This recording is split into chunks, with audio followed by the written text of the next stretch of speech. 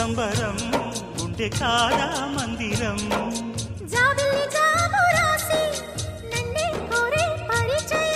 పున్నగ పూలు పూసే వన్నే చిన్నే రసమయం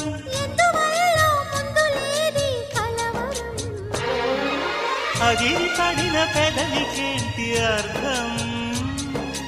అడుగుతోంది